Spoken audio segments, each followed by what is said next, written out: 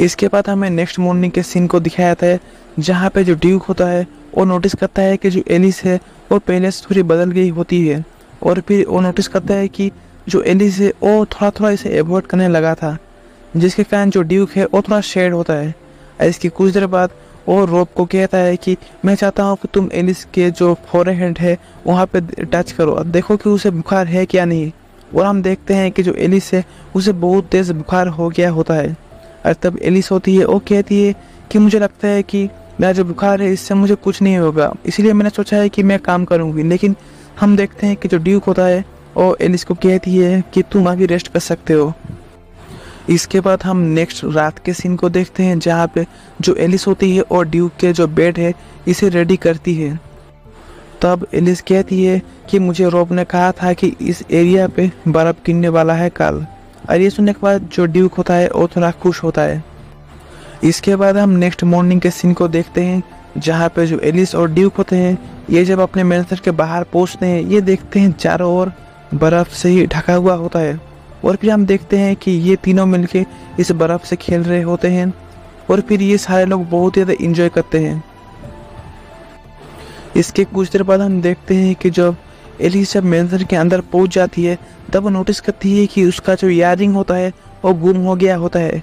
और जो ड्यूक होता है और दूसरे ये सब कुछ देख लिया होता है। तब जो ड्यूक होता है वो उसके इयररिंग को ढूंढने के लिए बाहर गया हुआ होता है।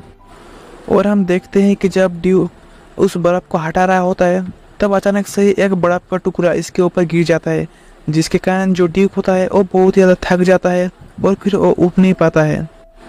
इसके कुछ देर बाद हम एक बेड को देखते हैं जो कि एक लड़की में ट्रांसफॉर्म हो जाती है। और फिर ड्यूक को कहती है कि तुम क्या ठीक हो और तुम यहाँ पे क्या कर रहे हो। और तब ड्यूक कहता है कि मैं ठीक हूँ और मेरी जो एक मेड है जिसका नाम है एलिस, उसका एक इयररिंग खो गया है, तो मैं उसे यहाँ पे ढूंढ रहा हूँ।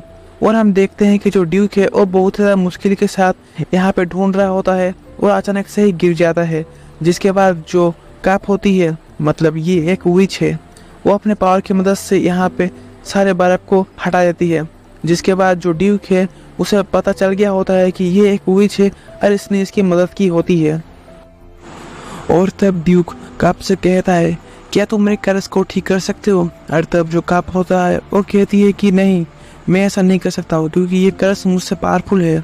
इसके कुछ देर बाद ड्यूक और जो कप होते हैं वो मैंशन के अंदर चले जाते हैं। और तब जो एलिस होती है वो कहती है कि तुम कैसे हो और तुम इतनी देर तक कहाँ पे थे। और तब जो ड्यूक होता है वो कहता है कि मैं तुम्हारी इयररिंग को ढूंढ रहा था। जिसको सुनने के बाद जो एलिस होती है वो बहुत ज़्यादा खुश होती है। और तब अचानक से ही जो कप होती है वो एलिस के हाथ को पकड़ लेती है। और फिर हम देखते हैं कि जो कप होती है वो एलिस को कहती है कि जल्दी से मुझे तुम्हारे सावर के रूप में ले चलो। और इसके बाद हम देखते हैं कि जो ड्यूक होता है वो अपने बॉडी को गर्म कर रहा होता है और फिर वो एलिस के बारे में सोचता है।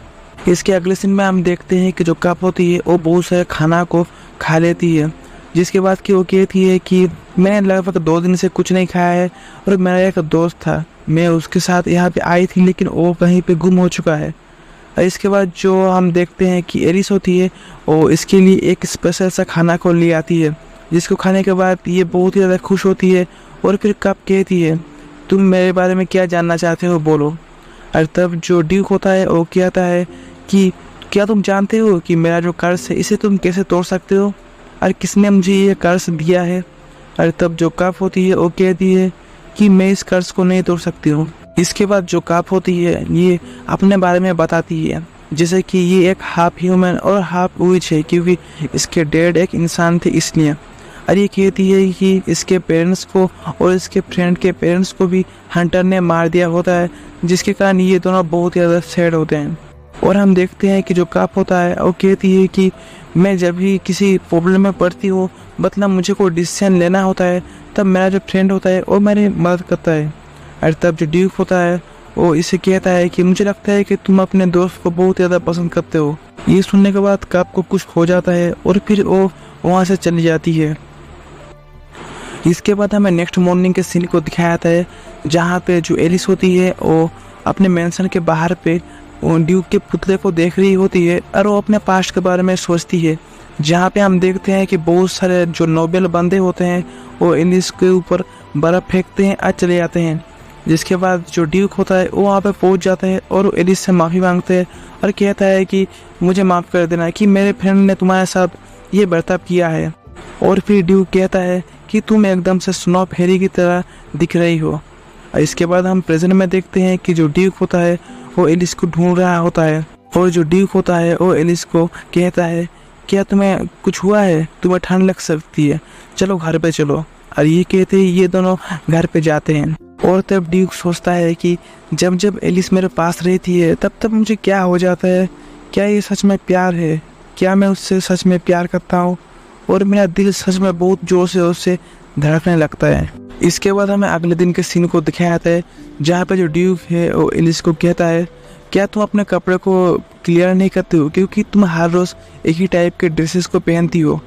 और तब जो एलिस होती है वो कहती है नहीं, मैं अपने कपड़े को रोज़ रोज़ क्लीन करती हूँ। और ये बोलते ही जो एलिस है वो अपनी स्कर्ट को उठा देती है, जिसको देखने के बाद जो ड्यूक होता है वो थोड़ा एम्ब्रेस्ड फील करता है। इसके अगले सीन में हम वायोला को देखते हैं जो कि ड्यूक के मैंशन पे आती है। और इसके बाद जो ड्यूक है वो वायोला को कहता है तुम रॉब को पसंद करती हो, लेकिन मुझे ये अच्छा नहीं लगता है क्योंकि जो रॉब है वो एक सर्वेंट है। ये सुनने के बाद जो वायोला होती है वो ड्यूक के ऊपर बहुत ज़्यादा गुस्सा होती है, जिसके कारण हम देखते हैं वो एक फ्लावर को ड्यूक के ऊपर दे मारता है। जिसके बाद हम देखते हैं एलिस इन दोनों के लिए एक खाना ले आती है। जिसके बाद जो वायोला है वो अपना ड्रिंक को पी लेती है। उसके बाद वो एलिस को कहती है मुझे पता है कि तुम बहुत अच्छी मेड हो, लेकिन मैं तुम्हें चेक करना चाहता हूँ कि तुम एक अच्छी मेड बन सकती हो कि नहीं हो। और इसके बाद जो वायोला है और एलिस को चेक करती है। उसके बाद कहती है कि तुम बहुत अच्छी मेड हो, लेकिन एक चीज़ की कमी है कि तुम्हारे पास जो फेशियल एक्सप्रेशन है वो नहीं है। अब तुम अपने फेस की मदद से किसी भी चीज़ को अटैक नहीं कर सकते हो।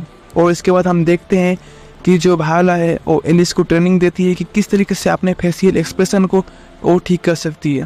और इसके कुछ देर बाद हम देखते हैं कि जो एलिस होती है और ड्यूक को अपने फेशियल एक्सप्रेशन को दिखाती है, जिसको देखने के बाद जो ड्यूक है वो थोड़ा समय लगता है।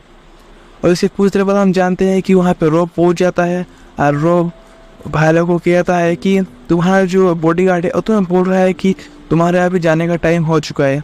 इसके बाद कि हम देखते हैं कि जो वायोला है वो फिर वहाँ से चली जाती है। इसके कुछ देर बाद के सीन को हमें दिखाया जाता है जहाँ पे जो वायोला है और ड्यूक के मैंशन पे पहुँच जाती है और फिर ये देखती है कि इसके सामने रॉब खड़ा हुआ होता है। तब रॉब कहता है कि जो हमारे मास्टर है वो अभी किचन पे हैं। इसके बाद हम देखते हैं ये दोनों किचन पे जाने लगते हैं, लेकिन जो वायोला है वो सोचती है कि मैं अपने भाई के लिए यहाँ पे नहीं आई हूँ, मैं सिर्फ तुम्हारे लिए आई हूँ रॉब।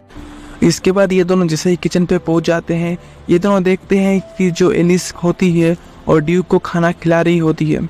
और तब हम देखते हैं कि जो वायोला है वो एलिस को कहती है कि आज का जो डिनर है मतलब खाना उसको मैं आज बनाऊंगी। जिसके बाद हम देखते हैं कि जो ड्यूक है वो समझ गया होता है कि जो वायोला है वो रॉब को इम्प्रेस करना चाहता है, जिसके कारण जो ड्यूक है वो रॉब को कहता है कि मैं चाहता हूँ कि तुम वायोला की मदद करो। जिसके बाद ये दोनों एक साथ मिलकर खाना बनाते हैं और जो वायोला है उसे भी एक थोड़ा चांस मिल जाता है कि वो रॉब के साथ थोड़ी बातचीत कर सकती है।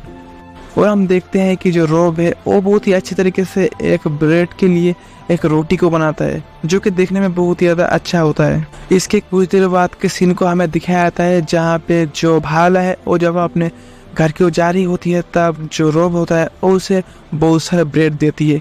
जिसके बाद जो वायोला है वो बहुत ही ज़्यादा खुश होती है और उसको खाने के बाद वो मुस्कुराती है। इसके बाद हमें अगले दिन के मॉर्निंग के सीन को दिखाया जाता है जहाँ पे जो ड्यूक है वो और एलिस स्केटिंग करने के लिए एक जगह पे जाते हैं। और जिस जगह पे जो एलिस है वो जब स्केटिंग करती है तब थोड़ा थोड़ा करके वो ड्यूक को सेड्यूस करती है। और हम देखते हैं उस जगह पे अचानक से एक कबूतर जैसा कुछ प्राणी यहाँ पर बैठ जाता है और फिर वो ड्यूक को कहता है क्या तुमने किसी लड़की को देखा है जो कि यहाँ पे गुम हो चुकी है। जिसके बाद जो ड्यूक है वो थोड़ा शॉक हो जाता है कि ये कबूतर कैसे बात कर सकता है। और तभी ड्यूक कहता है कि तुम जिस लड़की के बारे में बात कर रहे हो क्या उस लड़की के जो बाल हैं वो लाल टाइप के हैं। अरे तक जो ज़ेन है वो समझ जाता है कि जो ड्यूक है वो कब के बारे में बात कर रहा होता है। और हम देखते हैं कि जो ज़ेन है वो दूर से एलिस की ओर घूरे हुए होता है और हम जानते हैं कि जो ज़ेन है वो थोड़ा ठरकी किस्म का आदमी है। और तब जब एलिस यहाँ पे पहुँच जाती है तब ज़ेन है उसके साथ बातें करने लगता है जिसके बाद जो ड्यूक है और जेन को दूर करते हुए कहता है कि तुम एलिस से थोड़ा दूर रहो। और तभी हम देखते हैं कि जो एलिस होती है वो इन दोनों को बोलती है कि मेरे पास एक चीज़ है जो तुम्हें दिखाना है। और फिर वो अपने बॉडी से एक बेट को निकालती है जो कि होती है कप, जो कि इस बर्फ़ के तूफान की वजह से वो इस जगह पे गिरी हुई होती है, लेकिन जो एलिस है उसने उसे ढूंढ लिया होता है। जिसके बाद कि हम देखते हैं ये चारों लोग मिलके यहाँ पे स्केटबोर्डिंग करते हैं। इसके बाद हमें रात के सीन को दिखाया जाता है जहाँ पे जो कप होती है वो सीरियस होके ड्यूक को कहती है कि नेक्स्ट ब्लड मून के दिन मैं तुम्हें विच वर्ल्ड पे ले जाऊंगी, जहाँ पे तुम्हें अपने कार्ड से रिलेटेड जो भी एविडेंस मिलेंगे वो तुम्हें ढूंढना पड़ेगा। और ये बोलते ही वो वहाँ से गायब हो जाती है। और ये सुनने के बाद जो ड्यूक है वो थोड़ा हैरान हो जाता है। जिसके बाद कि जो एलिस है वो कहती है कि मैं भी चाहता हूँ कि मैं भी तुम्हारे साथ विच वर्ल्ड में एक साथ जाऊँगी। जिसके बाद जो ड्यूक है वो इस पे एक्सेप्ट करता है। और हम देखते हैं कि जो भाला है वो एलिस के रूम पे पहुंच जाती है और कहती है कि मैं तो रोब के साथ सोना चाहती थी, लेकिन ऐसा तो मुमकिन नहीं है क्योंकि मेरे भाई इस पे एग्री नहीं करेंगे, इसके कारण मैं तुम्हारे यहाँ पे आया हूँ। और हम देखते हैं कि जो भाला है वो एलिस के साथ बहुत अच्छी तरीके से बात करती है और फिर कहती है कि मेरा कोई एल्डर सिस्टर नहीं है जिससे मैं खुल के बात कर सकूँ, तो मुझे ऐसा लगता है कि तुम ही मेरी एल्डर सिस्टर हो। ये बोलते ही जो भाला है वो सो जाती है। और हम देखते हैं ये दोनों बहुत ही ज़्यादा एक रिलेशन में आ जाते हैं जो कि बहुत ही ज़्यादा अच्छा है।